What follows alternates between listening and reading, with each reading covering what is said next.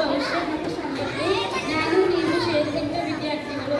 ನಮ್ಮ ಮಾಜಿ ರಾಷ್ಟ್ರಪತಿ ಮತ್ತು ಬಾಹ್ಯಾಕಾಶ ವಿಜ್ಞಾನಿ ಡಾಕ್ಟರ್ APJ ಅಬ್ದುಲ್ ಕಲಾಂ ಅವರ ಮಾತುಗಳನ್ನು ನೆನಪಿಸುತ್ತೇನೆ. ಉತ್ತಮ ಶಿಕ್ಷಣವನ್ನು ಪಡೆಯಿರಿ ಮತ್ತು ಸಮಾಜದ ಕಟ್ಟಕಡೆಯ ಮನುಷ್ಯರಿಗಾಗಿ ಗಳಿಸಿದ ಜ್ಞಾನವನ್ನು ಬೆಳೆಸಿ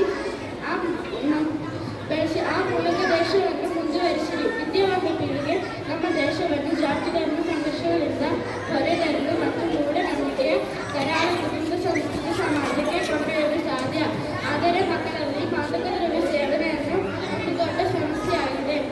ನಮ್ಮ ದೇಶದ ಭವಿಷ್ಯ ಮತ್ತು ನಮ್ಮ ಭವಿಷ್ಯದ ಪೀಳಿಗೆ ನಾಶಪಡಿಸುವ ಆ ಮೂಲಕ ದೇಶವನ್ನು ನಾಶ ಮಾಡುವ ಉದ್ದೇಶದಿಂದ ದೇಶದ್ರೋಹಿಗಳನ್ನು ಮಾದಕ ದ್ರವ್ಯ ಸೇವನೆಯಿಂದ ಪ್ರೋತ್ಸಾಹಿಸಲಾಗುತ್ತದೆ.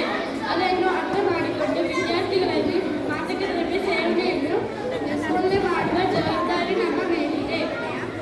ನಾವು ಕೂಡ ಉತ್ತಮ ಶಿಕ್ಷಣವನ್ನು ಕಲಿಯಬೇಕು. ಕಲಾಂ ಅವರಂತಹ ಅನೇಕ ವಿಜ್ಞಾನಿಗಳು ನಮ್ಮ ನಡುವೆ ಇರಲಿ ಎಂದು ಹಾರೈಸುತ್ತೇನೆ. ದೇಶ ಕಂಡ ಅತ್ಯಂತ ಭೀಕರವಾದ ಪ್ರಕೃತಿ ವಿಕೋಪವು ಕಳೆದು ಹೋಗಿದೆ. ಅದಕ್ಕೆ ನಾವೆಲ್ಲರೂ ಸಾಕ್ಷಿಗಳು. ಅದರಿಂದ ಪ್ರಕೃತಿ ಸಂರಕ್ಷಣೆ ಮತ್ತು ವಿಪತ್ತು ನಿರ್ವಹಣೆ ತರಬೇತಿಯು ಹೆಚ್ಚಿನ ಪ್ರಾಮುಖ್ಯತೆಯ ವಿಷಯವಾಗಿದೆ ಮತ್ತು ಇದನ್ನು ಶಾಲೆಗಳಲ್ಲಿ ಕಲಿಯಬೇಕು ಎಂದು ವಿನಂತಿಸುವ